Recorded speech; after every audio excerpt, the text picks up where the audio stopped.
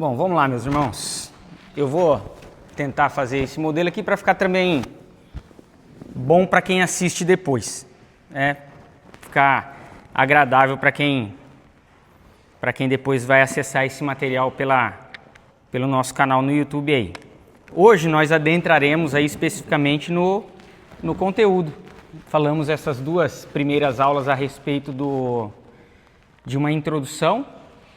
Tivemos uma primeira introdução e depois ali uma continuidade, que era um pano de fundo importante para que nós possamos adentrar ao conteúdo. Então era importante que entendêssemos isso, porque como diz ali no versículo 3, bem-aventurados aquele que lê e aqueles que ouvem e guardam as palavras deste livro. Então, para guardar as palavras deste livro, é necessário que nós entendamos as palavras deste livro, desta profecia que João diz aqui no versículo 3. Portanto, aquele nosso entendimento prévio, ele é uma base importante para que nós continuemos a nossa caminhada. Hoje eu gostaria de tratar com cada um de nós esta manhã ali do primeiro versículo do primeiro capítulo até o versículo 8. E falaremos a respeito desses versículos e procuraremos esclarecer ali esse início. E que, por sinal, meus irmãos, que início, hein? Depois desse início, depois de nós terminarmos essa aula aqui, vocês não vão ter mais medo de jeito nenhum de Apocalipse. Não vai temer, não vai ficar com medo de um meteoro cair na cabeça, uma estrela cair do céu lá e rachagem no meio, não vai ter medo de nada, tá bom?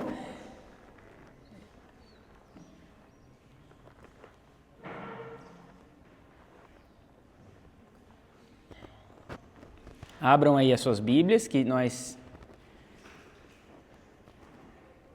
leremos ali esses primeiros versículos e caminharemos aqui à medida em que o lermos. E eu decidi ficar aqui em cima também para que eu já sou pequenininho. Eu estava sentado aqui na última aula, os irmãos lá atrás não estavam conseguindo enxergar o pastor, né? Então por isso que eu estou aqui em cima, tá, meus irmãos?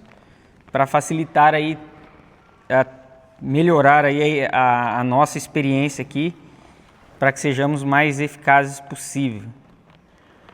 Apocalipse, capítulo 1, a partir do versículo 1. Revelação de Jesus Cristo, que Deus lhe deu para mostrar aos seus servos as coisas que em breve devem acontecer, e que ele, enviando por intermédio do seu anjo, notificou ao seu servo João, o qual atestou a palavra de Deus e o testemunho de Jesus Cristo quanto a tudo o que viu. Bem-aventurados aqueles que leem e aqueles que ouvem as palavras da profecia e guardam as coisas nela escritas, pois o tempo está próximo. Deixa eu fazer mais uma pergunta. Vocês estão conseguindo me ouvir bem aí no fundo? Preciso de microfone? Não? Tudo bem. Agora que eu notei que eu estou sem microfone, tá, meus irmãos? É que a voz aqui é tão estridente, né, que nem precisa, né? Bom demais.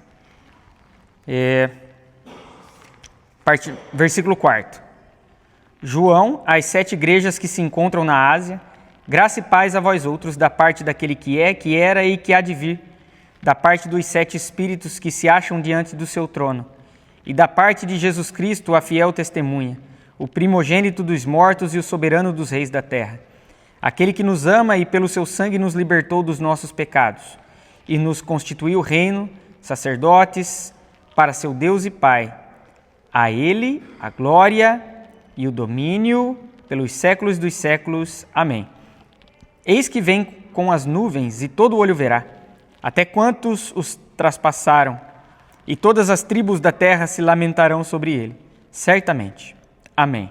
Eu sou o Alfa e o Ômega, diz o Senhor Deus, aquele que é, que era e que há de vir, o Todo-Poderoso.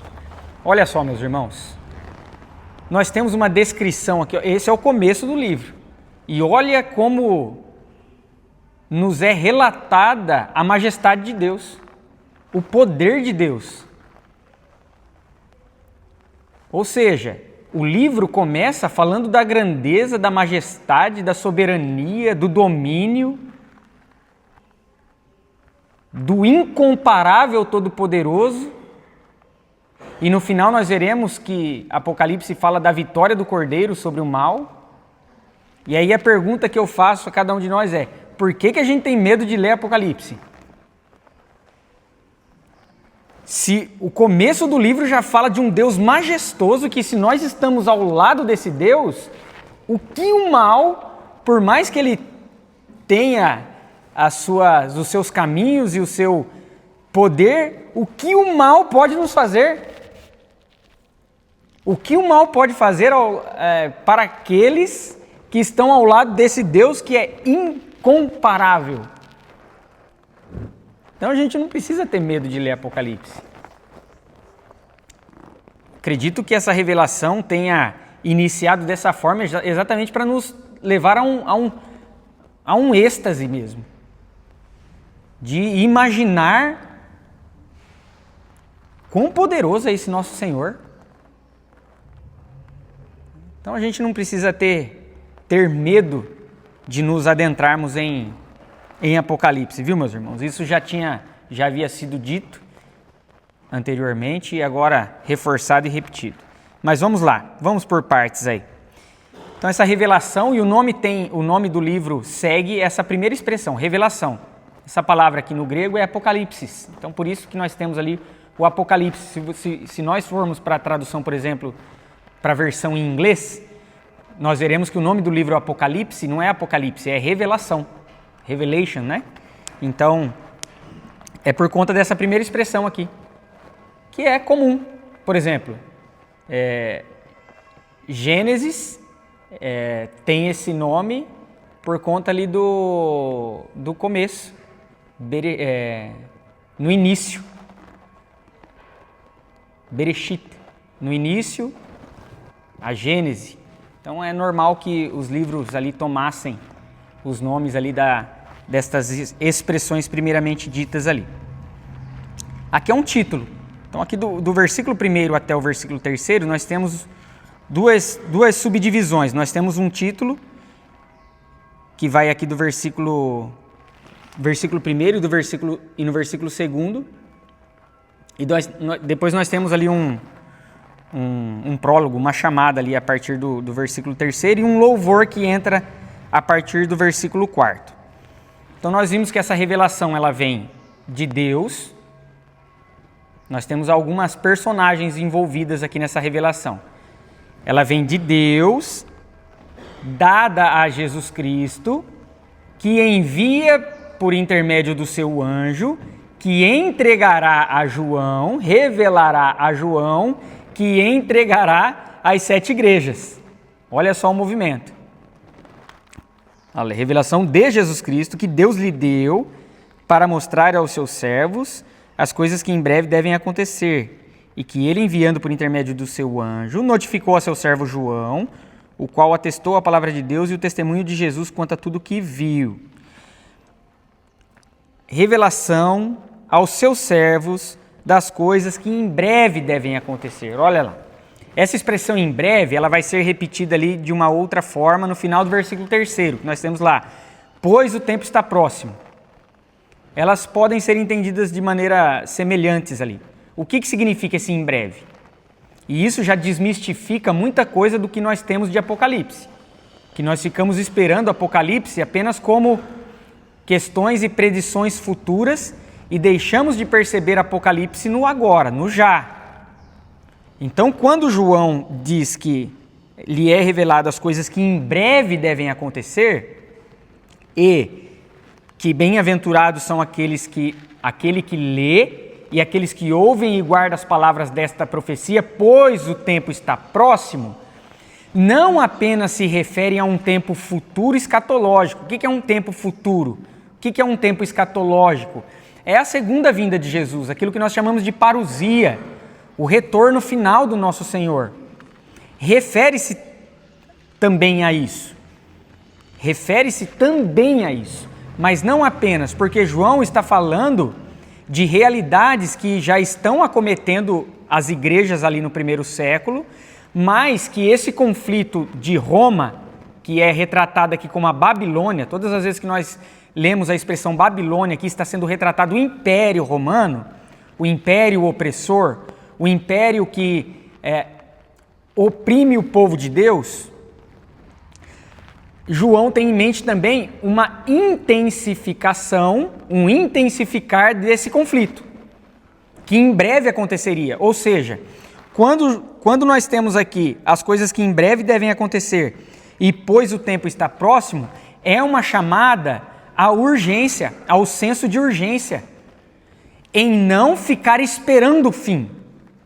Porque o que nós temos hoje de Apocalipse, não apenas Apocalipse, mas quando nós falamos de expectativa escatológica da segunda vinda de Jesus, a gente fica preso a eventos históricos.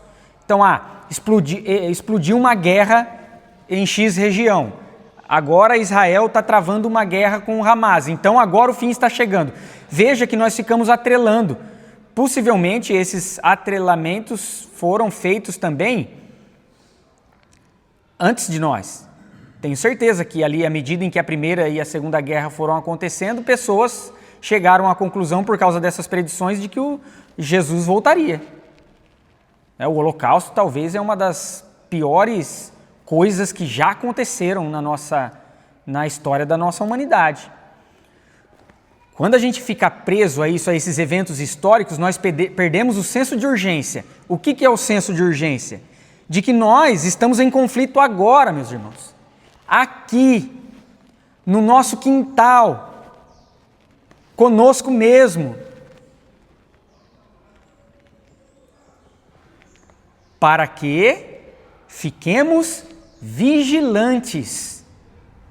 Quando a gente fica esperando eventos pontuais, históricos acontecerem, nós entramos num processo de letargia, em que nós iremos nos movimentar apenas quando esses eventos acontecerem.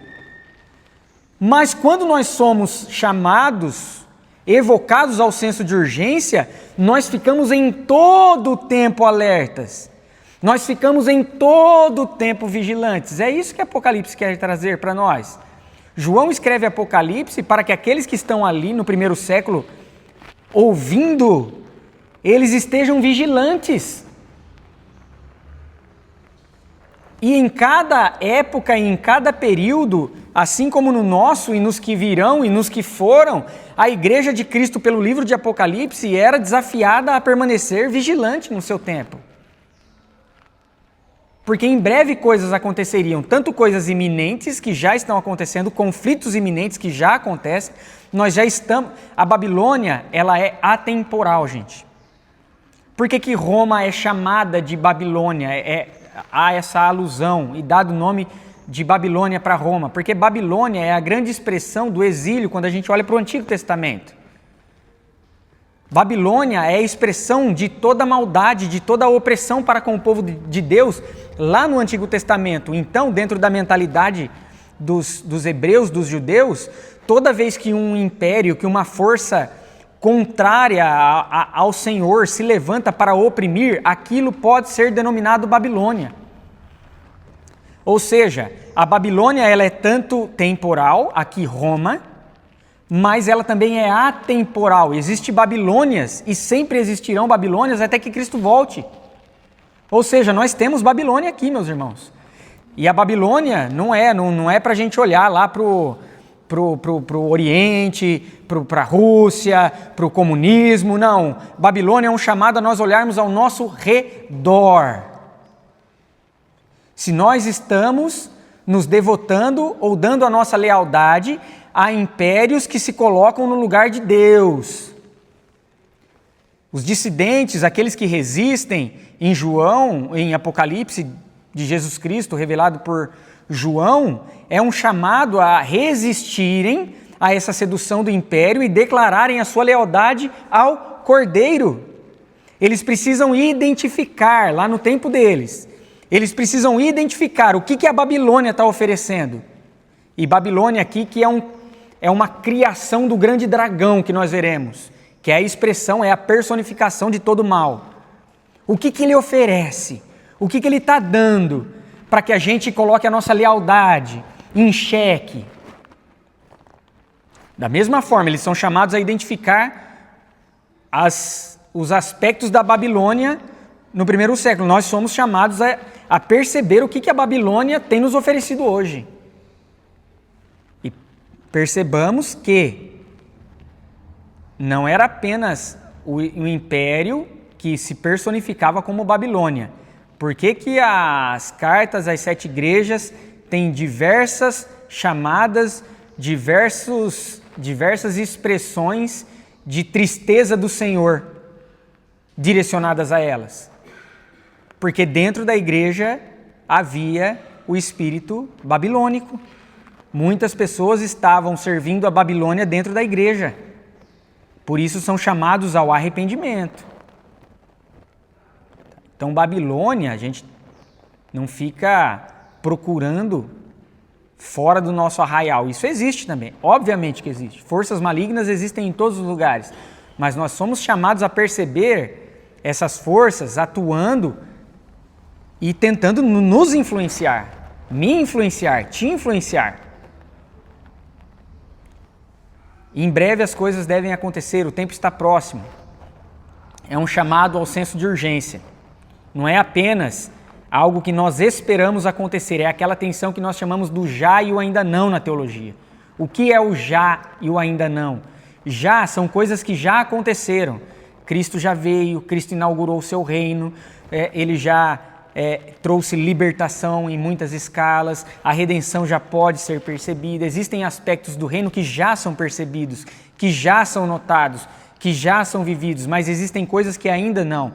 Elas esperam a plenitude dessa redenção que acontecerá no retorno de Cristo Jesus, e ali nós desfrutaremos a criação, a humanidade, de toda essa redenção plenamente, finalmente. E lá já não haverá mais choro, não haverá mais lágrimas, o mar já não existirá, o mar como expressão do mal, e nós veremos isso à medida em que caminharmos, mas haverá a nova Jerusalém em que o Senhor mesmo habitará com o seu povo. Bom? À medida em que vocês tiverem dúvidas e perguntas, podem levantar a mão aí também, meus irmãos. Eu vou pedir para algum irmão trazer um copo d'água para mim, por favor. O Rafa vai... tá aqui. Você pega para mim? Aqui, vai pegar aqui, Rafinha. Obrigado, viu? Obrigado, Nonato. Deus abençoe, meu irmão.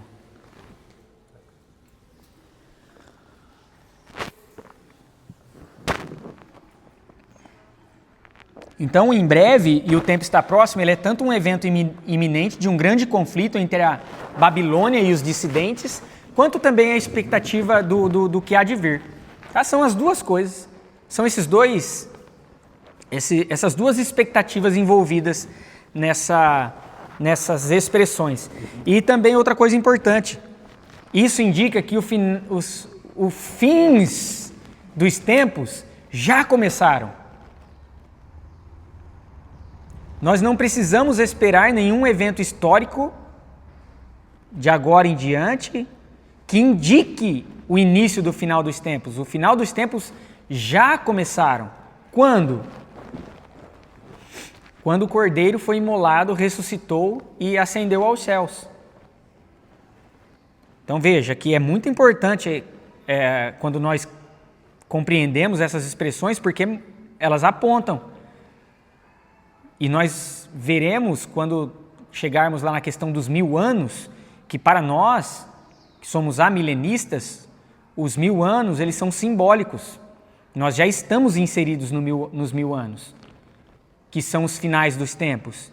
Nós já estamos vivendo os finais dos tempos, desde que Cristo foi assunto aos céus. Cristo veio, morreu, ressuscitou, ascendeu aos céus, os finais dos tempos deram início ali. Bom, meus irmãos? E bem-aventurados são aqueles que ouvem e guardam essas coisas. Guardar é reter as palavras dessa profecia. Importante que nós, portanto, saibamos e compreendamos detalhadamente o que esse livro tem a nos revelar. para que nós abandonemos de uma vez por todas as especulações e vivamos de fato na realidade imaginativa daquilo que Apocalipse quer nos... Imaginativa, mas não falsa, tá? Imaginativa e real e verdadeira e do Senhor Jesus Cristo. Deixa eu ver se há mais alguma coisa aqui para aqui nesses primeiros versículos. Nós sabemos que isso aqui esse primeiro movimento, ele é um movimento de leitura realizado num momento de adoração, até por isso nós veremos ali várias vezes, amém, amém, que ali é a sugestão de resposta da congregação, à medida em que se finaliza uma leitura. Como que a gente percebe? Isso desde o começo. Nós temos ali bem-aventurados, e eu já disse, aqueles que leem não é aqueles que leem, é aquele que lê, que a tradução deixou passar isso, ou pode ser que o tradutor leve em consideração que sejam os leitores de cada uma das 7 igrejas. Tá? Pode ser, mas aqui quando a gente vai lá pro texto grego, lá é bem-aventurado aquele que lê, singular, e aí sim, no aqueles que ouvem entra no plural, aqueles que ouvem. Então, era um movimento litúrgico, era um movimento de adoração. Até por isso a resposta depois. Entra-se a partir do versículo 4 num movimento ali de louvor, que essa unidade aqui dos versículos 4 até o 8 é maravilhosa. É maravilhosa, meus irmãos. Depois eu gostaria de nos desafiar algumas questões a respeito dela. Mas nós temos a identificação novamente de João. Então, João às 7 igrejas, direcionando às 7 igrejas que se encontram na Ásia. E aí eu mostrei aquele mapinha para vocês. Hoje é onde está a Turquia, ali é a parte ocidental de onde se encontra a Turquia. Ali estavam as 7 igrejas da Ásia Menor. Graça e paz a vós outros. Olha só que saudação boa, né? Quando eu fui para a igreja presbiteriana, na igreja que eu cresci ali, que eu fui já adolescente para a juventude, não se tinha esse costume de dar graça e paz. Hoje eu não falo graça e paz, mas eu dou a paz, né? A paz, meus irmãos. Mas olha como é bonito, graça e paz. Às vezes a gente atrela isso aí apenas as igrejas são pentecostais ali, que falam graça e paz, né? Mas é uma saudação bíblica, gente. Paulo repete isso aí diversas vezes, ó. Eu tenho aqui anotado, você pode marcar aí depois, mas Romanos 1,7. A todos os amados de Deus que estáis em Roma, chamados para ser de santos, graça a vós outros e paz da parte de Deus. Então nós temos, por exemplo, Paulo em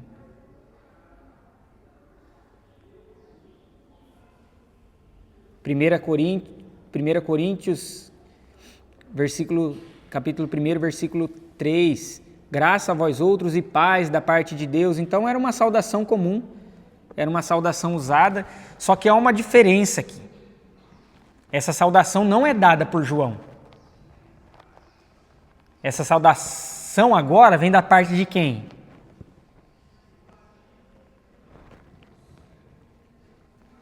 Graça e paz a vós outros da parte daquele que é, que era, que há de vir, dos 7 Espíritos, de Jesus Cristo, o primogênito de entre os mortos. Essa saudação vem do próprio Deus, direcionada aos seus. E vamos compreender um pouco essa continuidade da saudação. E graça e paz, que tem uma marcação aqui importante também. Por que é legal? Por que é importante essa expressão dada aos cristãos ali? Há uma expectativa do povo judeu, israelita, hebreu, da Shalom. Shalom é a paz. que é uma expectativa de paz que engloba e envolve toda a nossa vida. Isso fazia parte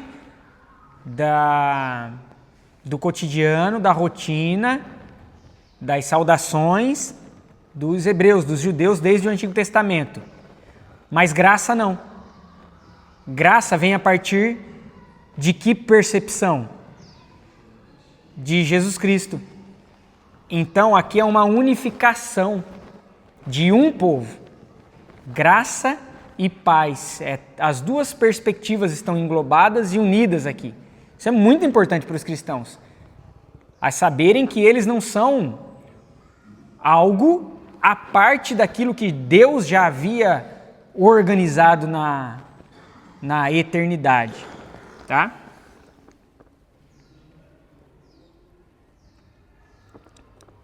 Outra coisa importante, quando nós olhamos aqui da parte daquele que é, que era, que há de vir, que é o Deus Pai, aquele que está sentado ao trono. Aí dos 7 Espíritos, quem são os 7 Espíritos? É o Espírito Santo. Número 7, representa a plenitude. Então, aquele no qual há a plenitude do Espírito, é o Espírito Santo do Senhor. E da parte de Jesus Cristo. Olha como já havia a concepção de trindade já nos cristãos do primeiro século.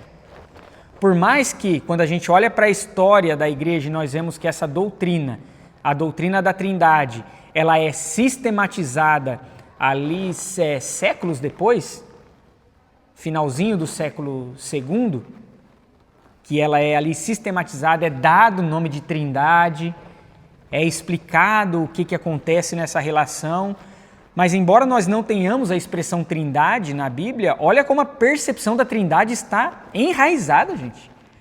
Desde os cristãos do primeiro século. Não havia essa dúvida de que Jesus Cristo está unido indivisivelmente a Deus, tanto quanto o Espírito Santo do Senhor.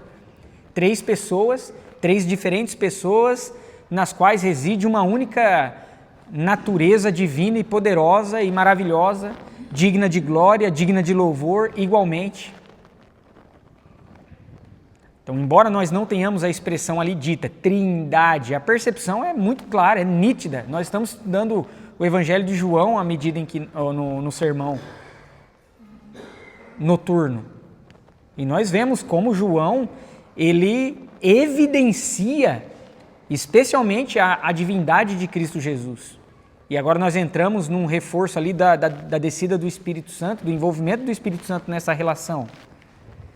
Olha como é enraizado essa concepção de um Deus que se difere na sua pessoalidade, o Deus Pai, Deus Filho e Deus Espírito Santo, mas que compartilham da mesma essência, da mesma natureza. Tá bom? Alguma dúvida, alguma questão? Então vamos lá. As nomeações aqui, as atribuições dadas à pessoa de Deus. Então nós temos da parte daquele que é, que era e que há de vir. Interessante aqui que ele não usa que é, que era e que virá. Que há de vir, ele traz um tempo diferente apenas de uma expectativa futura, mas algo que envolve também a nossa expectativa do agora. Aqui nós temos não apenas uma declaração de autoexistência. O que é declaração de autoexistência? É quando a gente olha lá para Êxodo, capítulo 3, versículo 14. Quando Moisés, em conversa com Deus, lá no alto do monte Sinai, quando ele vai descer e revelar tudo aquilo que Deus havia dito a ele, ao povo, e ele pergunta, o que eu falo para eles se eles perguntarem quem me enviou, quem falou todas essas coisas? E Deus vai dizer, diz a eles, eu sou o que sou. É uma declaração de autoexistência. Deus é. Ele está fora do nosso escopo, da nossa percepção temporal. Deus não tem início e Deus não tem fim. Ele é. Ele é atemporal. Ele é, por isso que nós o chamamos de Deus eterno. É uma declaração de autoexistência. Ele não depende de nada e nem de ninguém para existir. É sim, aqui quando nós olhamos para Apocalipse, o capítulo 1, a partir do versículo 4, nós temos sim um reforço dessa declaração de autoexistência, só que, para além disso, nós temos uma declaração de um Deus que está ativo na história, que era, e nós podemos entender, que fazia, que é, que faz e que há de vir, e que continua a agir. É uma declaração de um Deus que está envolvido na história humana. Há uma percepção, uma vertente doutrinária que Deus é como um relojoeiro, que ele deu corda no relógio, largou lá o relógio, se ausentou e o relógio continua a funcionar, continua a trabalhar, sem que ele precise lá fazer algum movimento no relógio. Não, essa não é a nossa compreensão. A nossa compreensão é de um Deus altamente ativo. E esse altamente ativo ganha o seu clímax na vinda de Jesus. Jesus é a expressão de um Deus ativo na história humana. Tão ativo que se fez como um de nós. Se fez como um homem. É importante que esses irmãos do primeiro século que estão enfrentando opressão, estão enfrentando conflitos, morte, dores por conta da perseguição do Império Romano, ainda que fosse uma perseguição não generalizada, mas mais pontual, mas não menos dura, não menos terrível a eles, é importante que eles entendam que Deus não está aquém deles, mas que Deus está com eles e agindo sobre a igreja, porque Ele é um Deus que era, que é e que há de vir. E Ele há de vir como? Olha só, olha como a percepção da divindade de Cristo está enraizada. Como que Deus haverá de vir finalmente?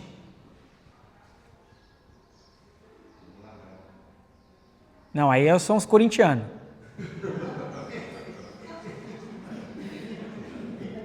Nosso irmão ali falou que virá como ladrão, né? Os corintianos aí, né? Ele virá como Jesus Cristo, segunda volta. Deus, mas tá certo, viu, meu irmão? Ele virá, será surpresa, nós não conseguiremos calcular quando acontecerá. Desculpem a brincadeira aí. Mas ele voltará em Cristo Jesus. Então a expressão de Deus que haverá de vir será expressada em Cristo Jesus. Olha como a divindade de Cristo está intrinsecamente aqui enraizada na concepção dos primeiros cristãos.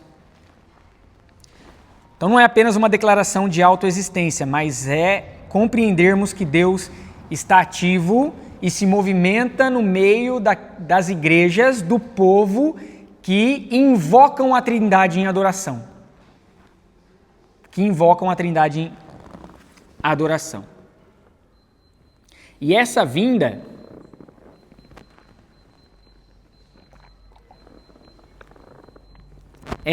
também indicará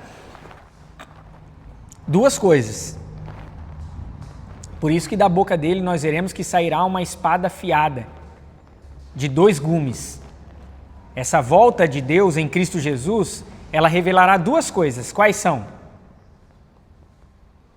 O que acontecerá no dia da volta de Cristo Jesus? Dois grandes acontecimentos. Salvação, a declaração, já há os salvos dele, mas a declaração ali final, vinde a mim, benditos de meu Pai, e ao contrário da salvação, a condenação. A condenação. Por isso que nós temos ali o versículo 7, algumas expressões que indicam isso. Eis que vem com as nuvens e todo olho verá, até aqueles que traspassaram, aqueles que perfuraram, indicando aqueles que crucificaram Jesus, mas não literalmente. Mas todos aqueles que rejeitam a cruz, e portanto aqueles que rejeitam a cruz são aqueles que perfuram ele, que o colocam na cruz novamente. A estes haverá o quê? Grande lamento. Então, sim, aqueles que estão em Cristo Jesus experimentarão do regozijo do paraíso e da presença plena do nosso Senhor, que é o principal. O principal para nós não é herdar o paraíso, tá, gente? O principal para nós é estarmos com Cristo Jesus plenamente, aonde quer que seja. Se Cristo está tudo certo, está tudo bem. Poderíamos estar no melhor dos lugares. Sem Cristo, aquilo é cemitério. E poderíamos estar no pior dos lugares. Se Cristo está ali, cheira a flores, perfume, a pastos verdejantes, a fontes de águas límpidas, porque o nosso Senhor está lá. Então haverá para estes o experimento da presença de Cristo plena, e viveremos com Ele plenamente na Nova Jerusalém. Mas para aqueles que o rejeitaram, para aqueles que o perfuraram, para aqueles que o perfurarão e continuam a perfurar, esses experimentarão do lamento. E aí outra coisa que indica, e já não vai ter mais tempo ali, gente. Quando isso acontecer, não tem mais tempo. Não há mais chances de arrependimento. Acabou. Quando todos os olhos vislumbrarem aquele que há de vir vindo, encerrou-se o tempo. O que foi, foi.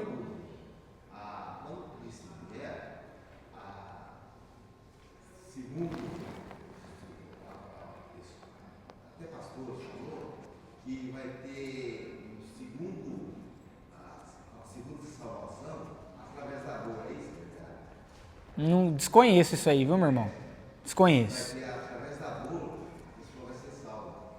Nós já somos salvos através da dor de Cristo Jesus. A nossa salvação veio pela dor do Filho do Senhor. Mas desconheço. Mas quando a gente chegar lá, pode ser que tenha alguma coisinha que possa nos esclarecer isso.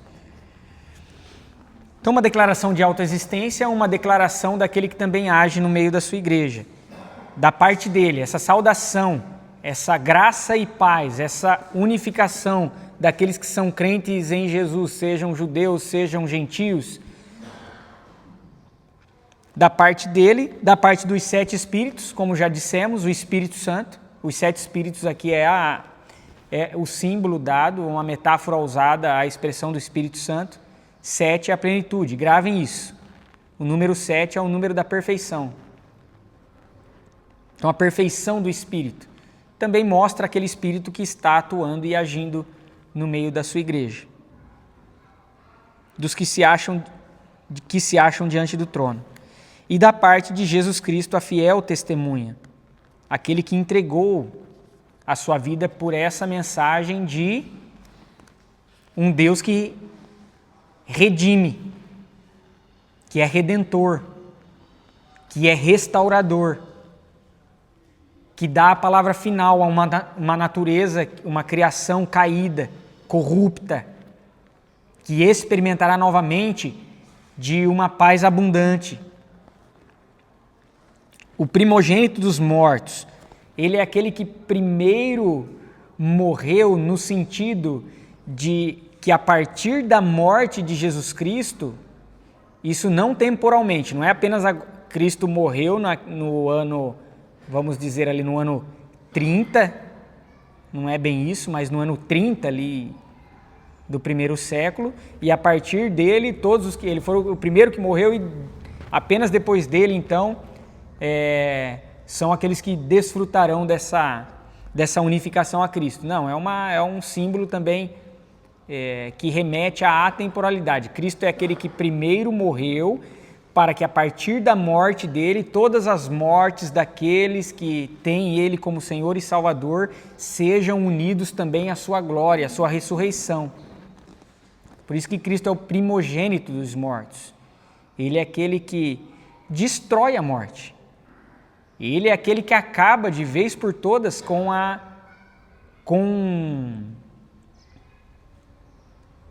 o castigo imputado pela morte, as consequências da morte. Jesus encerra, Jesus dá o ponto final. Então, todos aqueles que, antes de Cristo, aguardavam essa esperança e morreram, como Hebreus capítulo 11 vai dizer, todos aqueles que morreram confiados nessa promessa, ainda que não vendo esta promessa, morrem nele. E nós que, após Cristo, confiamos nele e o assumimos na sua humilhação e na sua morte, também receberemos com ele a ressurreição e a sua glória, e seremos com ele glorificados. Isso que significa primogênito dos mortos e soberano dos reis da terra. Importante ressaltar isso porque eles estão debaixo de um império romano, cujo imperador quer para si a soberania. A Babilônia quer a soberania. A Babilônia quer se assemelhar ao perfeito. O 6 quer ser o 7. Mas o 666 nunca conseguirá ser o 777. Já dei aqui um spoiler do que a gente entende de 666, né? Quando diz que Jesus é o soberano dos reis da terra, está dizendo é ele que domina. Porque a dominação é um tema extremamente importante em Apocalipse. Porque a Babilônia quer dominar. A Babilônia quer dominar impérios políticos, militares, territoriais, materiais e terrenos, eles querem dominar. E ainda hoje querem fazer assim. É só nós vermos aí as guerras que estão, os presidentes de imposições militares e territoriais, é por meio da violência, gente. Quer ganhar território por meio da força. Oi? Caiu. Caiu e continua caindo. E continuará caindo. Até ser derrotado Finalmente, ele já é destruído, ele já é derrotado, mas até ser declarada a sua destruição final na volta de Cristo Jesus. Babilônia caiu ali, Roma caiu, mas a Babilônia continua existindo. A Babilônia não morreu com Roma, porque a Babilônia é atemporal. Ela aconteceu no exílio do Antigo Testamento, ela acontece na expressão de Roma e ela acontece à medida do tempo em que impérios tentam trazer para si o poder e o domínio de Deus e tomar o lugar dele.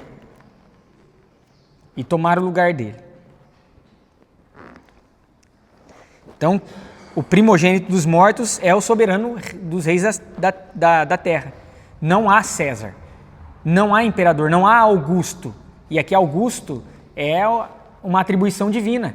Augusto é o santo, divino. Os imperadores passaram, num determinado momento da história, a serem atribuídos como Augusto, o divino, porque eles queriam ser soberanos. Os dissidentes, portanto, aqueles que resistem, nós precisamos identificar quem quer se fazer como soberano. Quem quer se colocar como Senhor? Quem quer estar acima de Cristo Jesus, mesmo que use o nome de Cristo Jesus? Nós precisamos perceber isso hoje, como João desafia a igreja do primeiro século a perceber isso no primeiro século. Continua agora a respeito de Cristo Jesus, uma nova declaração de louvor que exalta essa graça que nos achega por meio do amor. Olha lá a parte B do versículo 5. Aquele que nos ama e pelo seu sangue nos libertou dos nossos pecados. Pelo sacrifício. É sangue derramado. A morte, desde o Antigo Testamento, para que Deus pudesse ser aliviado em sua ira, precisava haver o quê? derramamento de sangue. Por isso que se fazia sacrifícios de animais para o encobrimento dos pecados. Cristo é aquele que derrama de uma vez por todas e, portanto, após ele não é necessário, não é preciso mais nenhum derramamento de sangue no sentido de trazer libertação, porque Cristo é aquele que representa o grande Cordeiro. Ele é o grande Cordeiro, representando o Cordeiro imolado também lá no Egito, onde o sangue foi passado nas vergas das portas e o anjo da morte passou por cima. Pachar, Páscoa, não trazendo a morte àqueles que eram o povo de Deus. Da mesma forma, se o sangue de Cristo é aspergido sobre nós, a morte não nos assombra mais. Ela acontece? Sim. Ela traz dor? Sim. Mas ela não nos assombra mais, porque ela não domina mais a nossa vida. Porque ainda que passemos por esse passo, a vida continuará em nós, porque a vida é aquele cuja luz emana para todos os lugares e de todos os lugares Cristo Jesus. Declaração importante para aqueles que estão sofrendo: Ele nos ama. João olha para a sua igreja que sofre e diz: Ele nos ama. E por nos amar, derramou o seu sangue para nos libertar dos nossos pecados. Porque no final das contas, Roma é ali a personificação de um inimigo? Mas qual é o maior inimigo da humanidade? O pecado. Pecado. Por isso que ele nos libertou do pecado. Por isso que ele nos libertou do pecado. Portanto, nosso maior inimigo somos nós mesmos, no final das contas. E aí a nossa oração é: Deus, livra-nos de nós mesmos. Livra do domínio do pecado que tenta tragar a nossa vida.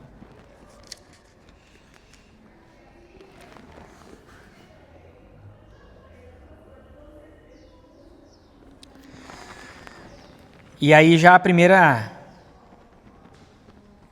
no final do versículo 6, a primeira declaração do amém, depois de dizer aí: nos constituiu reino, sacerdotes para o seu Deus e Pai. A Ele a glória e o domínio. Domínio é importante, tenham isso em mente, o domínio é importante. Na trama Nova Jerusalém contra Babilônia. Pelos séculos dos séculos, amém. E aqui uma nota importante sobre o amém. Muitas vezes nós usamos o amém como uma expressão interrogativa. Então o pastor lê um texto, o pastor pergunta: amém, irmãos? Mas o amém nunca foi usado para isso. O uso do amém não é para ser interrogativo. O uso do amém é para ser exclamativo. O uso do amém é para reafirmar a nossa concordância com aquilo que foi lido, com aquilo que está sendo concebido. Quando nós entoamos ao final do nosso culto um tríplice amém, tenha isso em mente. Quando você canta lá no finalzinho do nosso culto o tríplice amém, você está declarando que você concordou com tudo o que aconteceu naquele culto. Então que nós façamos isso em verdade. Para nós fazermos isso em verdade, precisamos estar atento aos movimentos do culto, para declarar ao final. E veja, 3 vezes. 3 vezes também representa, é uma expressão superlativa. Não tem, no idioma hebraico, não tem, por exemplo, o ão para indicar superlativo, né? Paulão. É a repetição 3 vezes. Por isso que Deus é santo, santo, santo. Quando nós cantamos 3 vezes o amém, nós estamos declarando superlativamente a nossa concordância com tudo o que aconteceu durante o nosso culto. Então não é uma expressão... Obviamente, o pastor não vai chegar aqui e ficar corrigindo, até porque eu posso fazer isso vez ou outra, de usá-lo como interrogativo. O amém. Amém, irmãos? Mas por força de hábito. Porque a expressão não indica. A expressão é uma afirmação. Quando você entende, você diz: ok, compreendido, é isso mesmo. Amém praticamente é isso mesmo. Confirmo isso, tá?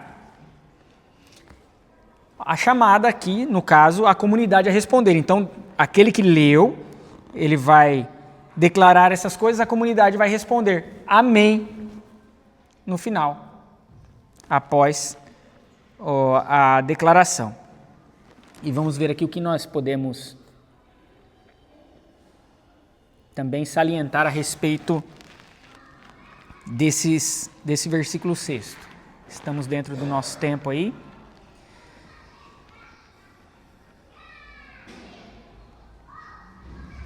Ah, tá.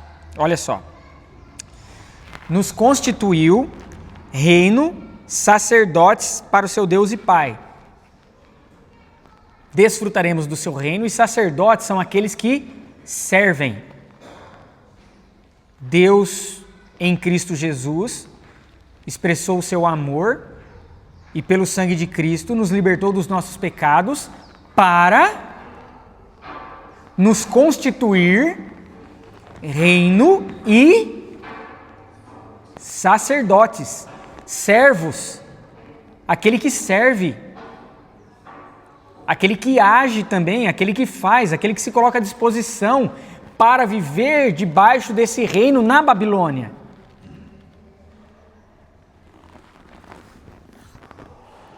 A salvação é para que nós possamos servir. Jesus nos agracia e nós respondemos em serviço. Importante notar essa ordem. Não é o nosso serviço, não é o nosso fazer que faz com que sejamos agraciados e salvos. É o sermos agraciados e salvos que nos habilita e nos constitui para o serviço. A ordem é importante, tá? Porque senão nós pensamos que defendemos que a salvação vem pelo mérito de fazer, o que não é verdade. Nós servirmos por sermos agraciados, não para sermos agraciados. E aí, até aqui tudo bem, gente? Estão conseguindo acompanhar? Tudo certo? Versículo 7. Eis que vem com as nuvens e todo olho verá. Então, a volta de Cristo não passará abatido por ninguém. Todo olho verá. Todo joelho se dobrará diante daquele que... Porque ele é rei. Embora as pessoas o rejeitem, algumas, ele é rei. Ele continuará sendo rei, ele continua sendo rei. E o que acontecerá então com aqueles que o rejeitam, o perfuram, os traspassaram e continuam traspassando? Se lamentarão, porque ali, meus irmãos, não haverá mais tempo. Não haverá mais tempo.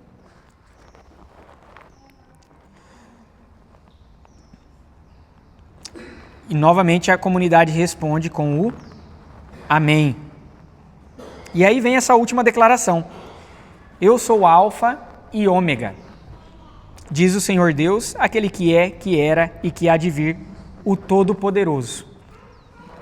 Então olha como João mexe com a nossa imaginação em mostrar como esse Deus ele é gigante. Ele é incomparável, não tem medida. Alfa é a primeira letra do alfabeto grego, Ômega é a última letra do alfabeto grego, indicando aquele que é o primeiro e o último, indicando a sua eternidade. Era uma expressão usada, percebida pelos gregos, pelos gentios, como de fato uma expressão que indica eternidade. Quando ele diz eu sou o Alfa e o Ômega, ele diz eu sou o primeiro e o último, ele diz eu sou o eterno. Essa expressão é repetida 2 vezes por Deus, o Pai, e ela é repetida 2 vezes por Jesus, por Deus, o Filho, indicando a união do Pai e do Filho. Quando a gente olha para o Antigo Testamento, Isaías 44, versículo 6. Assim diz o Senhor, Rei de Israel, seu Redentor, o Senhor dos Exércitos. Eu sou o primeiro e eu sou o último. E além de mim não há Deus. Então era uma expressão que tanto o gentil poderia entender e compreender quanto o judeu, o israelita. Ele é eterno. Ele é o poderoso. Tanto que no final diz, ele é o todo-poderoso. Repete a declaração de autoexistência e de ação de Deus, aquele que é, que era e que há de vir, o todo-poderoso. Oi, meu filho, vai lá, vai. Meu filho passou gritando ali, viu? Vocês não perceberam não, né?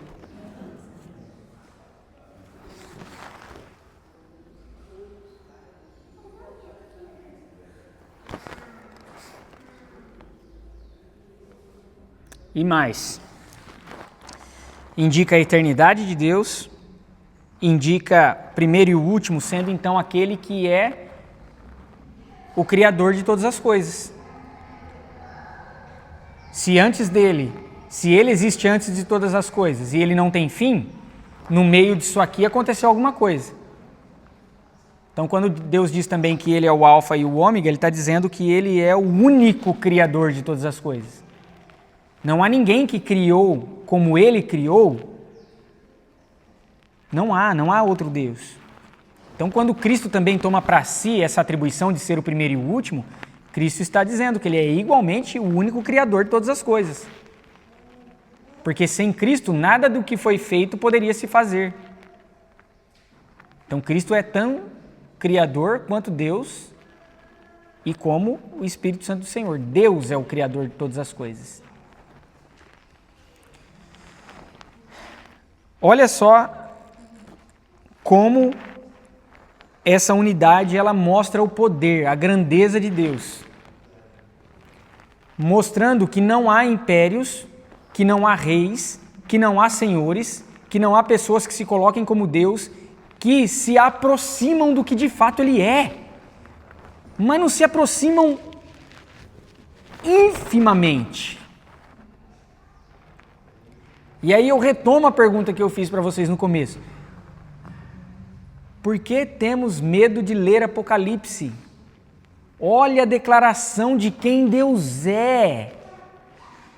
Se nós estamos com esse Deus e esse Deus conosco, conforme João diz lá no seu Evangelho, capítulo 13, 14, 15 e um monte de outros capítulos e versículos, que Deus está conosco por meio da presença do Teu Santo Espírito, então nós fazemos parte do povo deste Deus poderoso, Senhor, Criador, Dominador, Soberano, Inigualável.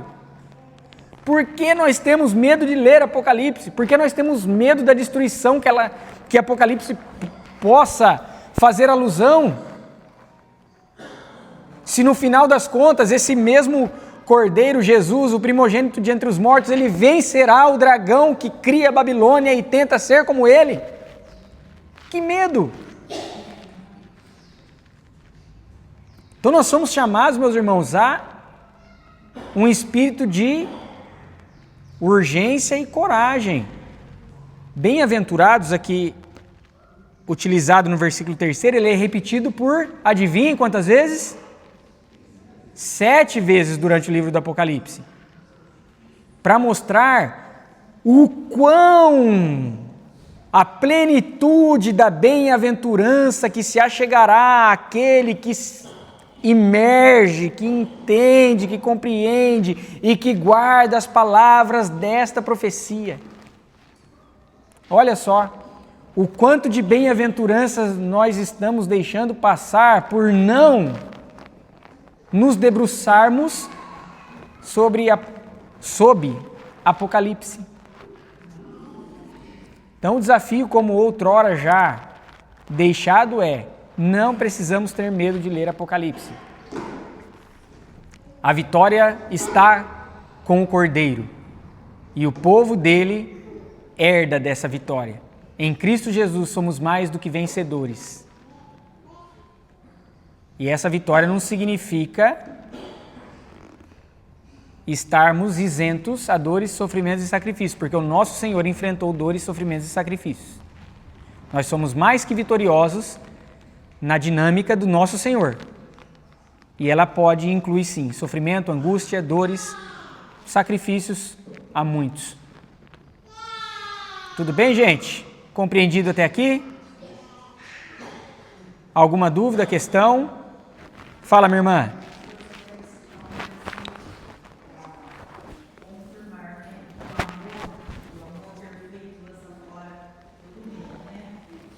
Primeira João 4:20. 18, né?